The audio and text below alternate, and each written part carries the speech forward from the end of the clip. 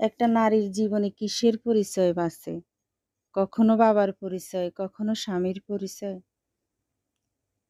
ID কার্ডটা পর্যন্ত কখনো বাবার নামে হয়, কখনো আবার স্বামীর নামে। একটা সন্তান যখন গর্ভে আসে, তখন সন্তানের রক্ত মাংস সব তৈরি হয় মায়ের রক্ত দিয়ে, বুকের দুধ দিয়ে।